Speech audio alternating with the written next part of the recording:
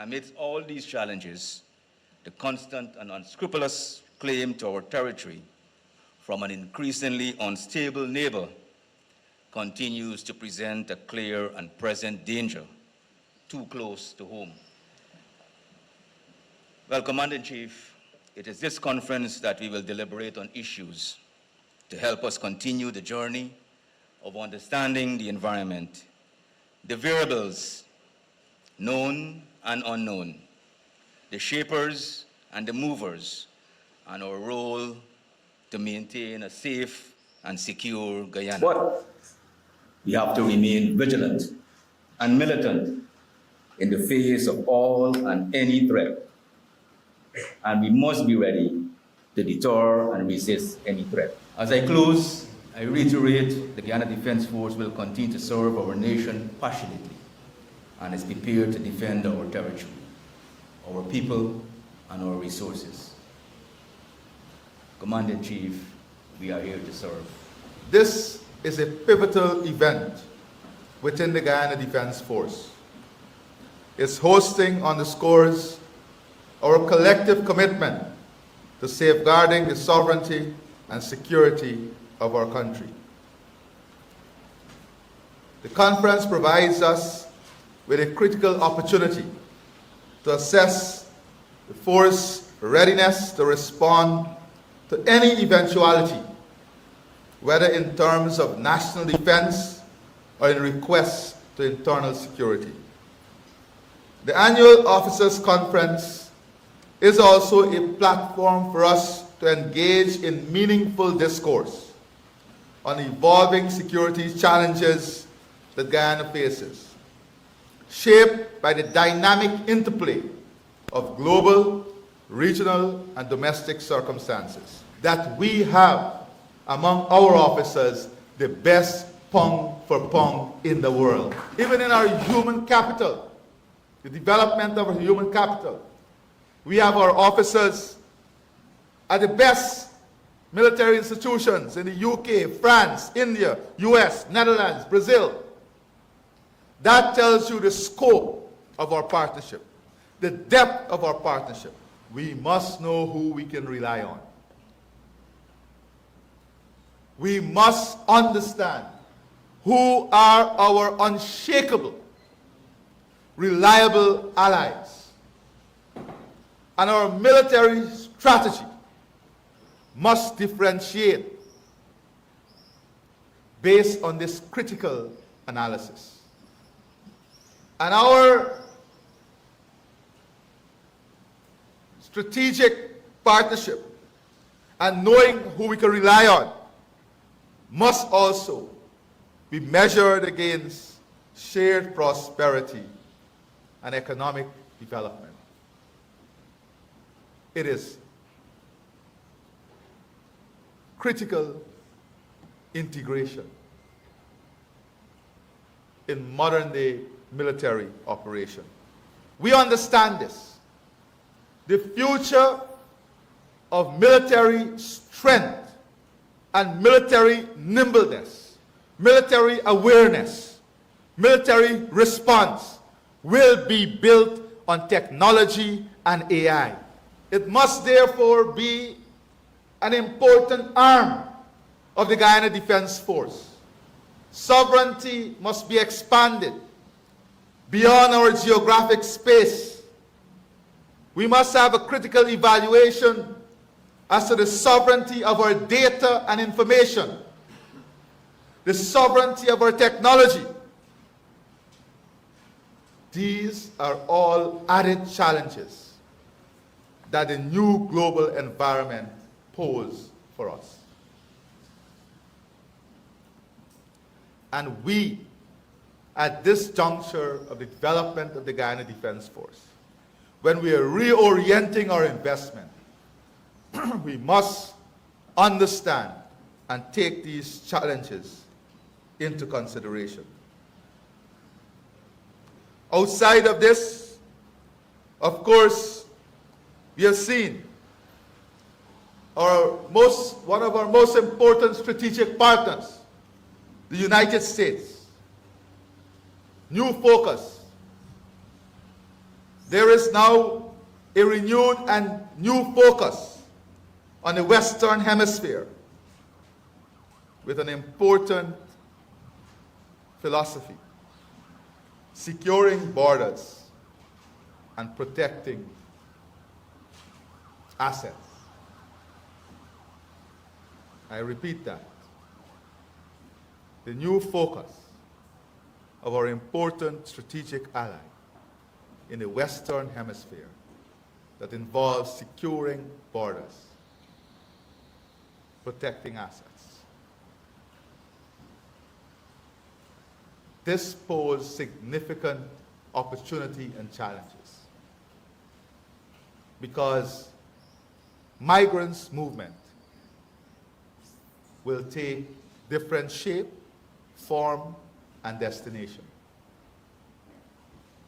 And as I said, migrant movement is linked to economic opportunities and prosperity. And when you examine the headlines within the region in which we reside, where are those opportunities? Where are those opportunities? Who is commanding the headlines in this regard? So this issue must therefore be critically examined at this officers' conference. Outside of that, it is very important, and that is why the National Defense Institute is key and critical, not only in providing training, but in providing an understanding of philosophy or philosophical approach to problems, the region, and development of ideas. And why is this important? In this region today, we have also seen changes in military alignment and partnership. Changes in military alignment and partnership. But we have also seen what I describe as a philosophical chess playing among different members in the region. A philosophical chess playing that has security implications. And we must be able to understand what is driving these philosophical chess movements that is occurring. As you're all aware, as a small state, we firmly believe in and embrace security through peaceful means, adhering to the principle that we do not threaten or use force against others, except in the clear and justified case of self-defense. Implicit in and integral to our foreign policy is our condemnation of the use of force as a means of settling disputes or as a pathway to achieving peace. Such actions not only undermine the principles of international law and the United Nations Charter, but also erode the trust and cooperation necessary for a stable and just global order. Guyana remains committed to resolving conflicts through peaceful means. Transnational threats such as narcotics smuggling, human trafficking, and the illegal movement of firearms across our borders pose significant challenges to Guyana's security and stability. The economic implosion in Venezuela has contributed to a migrant crisis that has increased vulnerabilities along our borders. Criminal networks exploit these conditions, engaging in illicit activities that undermine our national security, fuel violence, and erode the rule of law. The scourge of transnational crime is not confined by borders. It requires a coordinated and robust response to dismantle the networks that profit from human suffering and instability. The Guyana Defense Force must therefore intensify its efforts to combat these threats, leveraging intelligence, technology, and strategic partnership to disrupt and assist in deterring transnational criminal operations. These operations must never see a welcoming home in Guyana. They must never see a welcoming home in Guyana. We must disrupt at every opportunity so that they would understand that they have no place in Guyana. That is important, to proactively do this. In addressing these challenges, collaboration with our regional friends and allies is essential. Transnational crime is a shared problem that demands a collective solution. By working closely with organizations such as CARICOM, the regional security system, and international partners, the GDF can advance its capacity to monitor borders, intercept illicit shipments, and prosecute those involved in criminal activities. And we are investing in the assets to allow us to do this. Strengthening regional cooperation will not only bolster Guyana's security, but also contribute to the stability and prosperity of the entire Caribbean region. The GDF must remain vigilant in protecting our borders and our people, ensuring that Guyana remains a safe and secure nation in the face of evolving transnational threats. The controversy resulting from the territorial claim by Venezuela to Guyana Esequibo region remains a serious and persistent threat to our nation's sovereignty and territorial integrity. Despite the matter being rightfully before the International Court of Justice for resolution, Guyana continues to face acts of provocation and aggressive rhetoric from Venezuela. These actions not only undermine the principles of international law and peaceful coexistence, but also create an atmosphere of uncertainty and tension. In the face of such posturing, Guyana must remain resolute in defending its sovereignty while continuing to pursue a peaceful resolution through the ICJ. At the same time, we must remain vigilant and prepared to respond to any escalation that threatens our national security. To counter these threats, Guyana continued to bolster its capability. We continue our strong work in military diplomacy, building partnership, expanding relationship, especially with our allies. The Guyana Defense Force plays a critical role in safeguarding our borders from any potential aggression.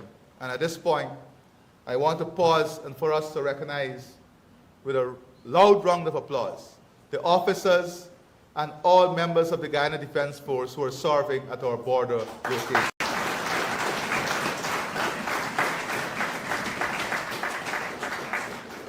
Their sacrifices, selfless act, commitment to national defense, to our motherland, to all of us, to all of Guyana, must never, ever be taken for granted. Our efforts must extend beyond military preparedness. We must continue to actively seek diplomatic support and solidarity from the international community, from our regional partners, particularly within CARICOM, the Commonwealth, and the Organization of American States. Let not our restraint and our commitment to peace, diplomacy, and the rule of law be interpreted as a sign of weakness. Guyana is prepared and ready to always defend our nation against any threat to its sovereignty. Guyana is not untouched by the growing migrant crisis unfolding in the hemisphere. The economic collapse in Venezuela, coupled with the challenges everywhere, has driven thousands of migrants to seek opportunities within our borders. As a developing nation experiencing rapid economic transformation, Guyana has become an attractive destination for those in search of work and stability. Given our own history, where thousands of Guyanese once sought refuge in other countries during difficult times, we cannot turn a blind eye to the humanitarian plight of those fleeing hardship. Our commitment to regional solidarity and basic human decency requires us to provide assistance where possible and within our means to do so. However, the realities of migration also bring significant national security risks and social costs that must be carefully managed. While Guyana remains sympathetic to those who seek a better life, migration must happen in a lawful and structured manner. The uncontrolled movement of migrants presents challenges related to border security, public health, social services, and employment. It is for this reason that we insist all migrants enter through legal ports of entry and comply with our laws. This requires that we maintain order, protect national interests, and ensure that public safety and the well-being of our citizens are not undermined. A balance must be struck, one that upholds our humanitarian values and culture whilst preserving the stability and security of our nation.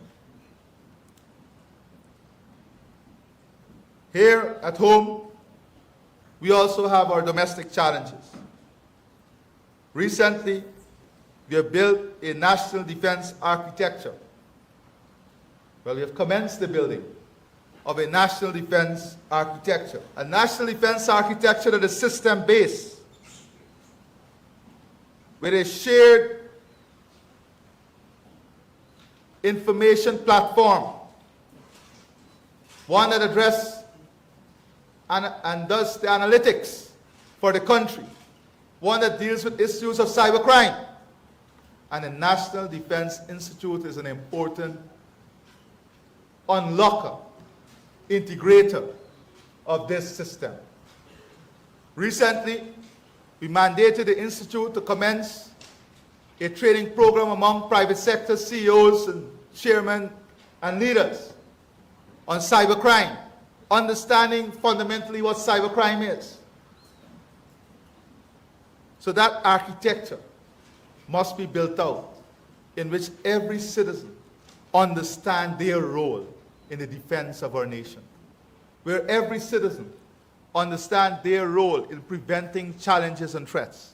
Already, citizens are naturally doing this, reporting illegal movement of people across our borders in boats, giving intelligence to Kanu, intelligence to the army, intelligence to the police force. But it must now be system-based. An architecture must be developed that allows every citizen to be part of this. Our wealth extends to gold, other precious metals, and extensive forestry resources, all of which form an integral part of our natural patrimony.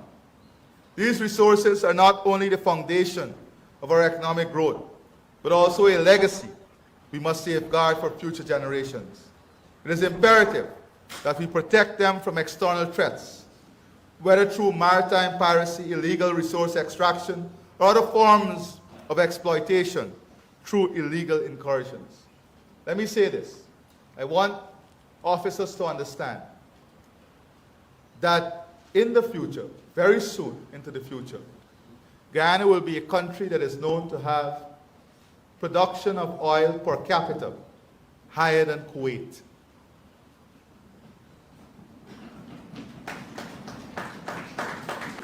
Let us understand the challenge this brings with it. Because more and more of our international partners and players would see Guyana, which must be a stable democracy, which must be a country that abides by the rule of law, will see Guyana as their strategic ally in fulfilling their energy needs and requirements. Understanding this and its interplay in our security architecture is also very important. The Guyana Defense Force, in collaboration with other national agencies, must remain vigilant and proactive in defending these assets. The modernization of our Guyana Defense Force is not a choice. It is a necessity. We inherited a force that was under-resourced and ill-equipped to meet the evolving security challenges of a rapid changing world. In 2019, for example, $14 billion was allocated to the Guyana Defense Force, far from sufficient to modernize our national defense capability. From 2020 to 2024, we've injected more than $115 billion in financing the Guyana Defense Force. Recognizing the urgent need for transformation, we have significantly increased this year's allocation to $50.4 billion. From $14 billion in 2019 to $50.4 billion, more than 3.5 times the 2019 allocation. This investment is part of our plan to build a more agile and capable organization that can effectively safeguard our sovereignty, protect our borders, and respond to emerging threats. We also will continue to invest heavily in our human asset, our human capability. We'll give you the best of training. We'll invest in ensuring that you have the best of training, that even when you retire, you are reabsorbed efficiently into the economy, as you are seeing now. Every single officer that retires, an evaluation is done to see how they can be reabsorbed with their skill set into the economy. Continuously productive life here in Guyana.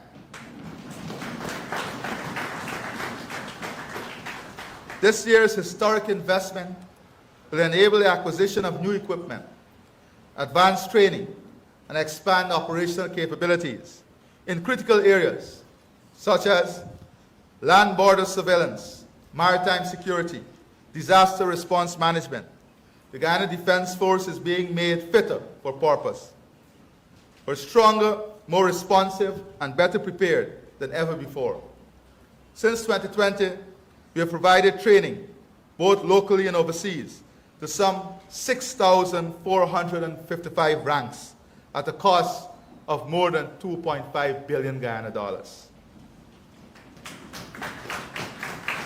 In order to boost training, we have birthed a National Defense Institute. We're expanding the force drone capabilities. Last year, we acquired some additional assets, which I will not repeat.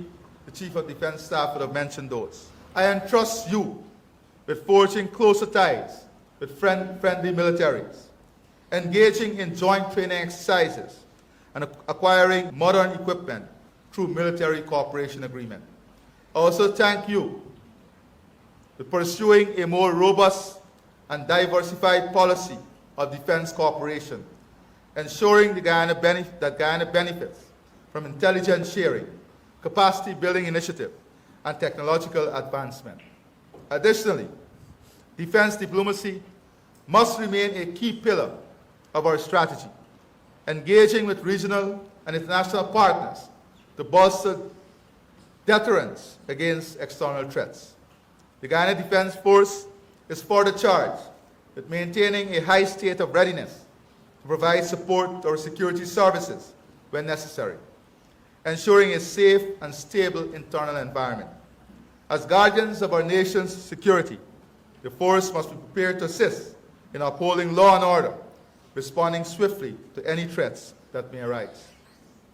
Additionally, the GDF has a critical role in protecting our country's vast natural resources, both on land and in our expansive maritime zone. Whether it's safeguarding our forests, mineral wealth, or oil-rich waters, the force must remain vigilant, capable, and proactive in deterring illegal activities that threaten our national interests. At the same time, the GDF must be prepared to support law enforcement in combating illegal incursions into our territory, ensuring that our borders remain secure from those who seek to violate our sovereignty. Vigilance against transnational criminal syndicates is paramount, as these groups threaten national security through drug and human trafficking, illegal arms trade, and other illicit activities. We do not seek conflict, nor do we posture for aggression. Instead, we believe that true security is achieved through stability, preparedness, and cooperation. A strong and capable defense force acts as a deterrent against external threats, ensuring that our sovereignty is never questioned. By investing in modernization, strategic defense partnership, defense cooperation, and diplomacy, we are reinforcing our ability to protect our nation without provoking hostility. Our commitment to the rule of international law, regional cooperation, and peaceful conflict resolution reflects our belief that security is best maintained not through confrontation, but through pursuit of peace. However, peace is only sustainable when backed by readiness. While we remain committed to peaceful relations, we must never be complacent. A well-equipped, well-trained, and highly professional and agile defense force ensures that peace is preserved, not by mere goodwill, but by the clear ability to defend it. This is why we continue to enhance our defense capabilities, strengthen border security, and support law enforcement in safeguarding our natural resource and territorial integrity. Guyana's prosperity depends on stability, and stability requires a force that is always prepared. Security through peace is not just an aspiration, it is a responsibility, one that I charge you with upholding. I wish you every success to the 2025 Annual GDF Officers Conference. I thank you, and God bless you and your families.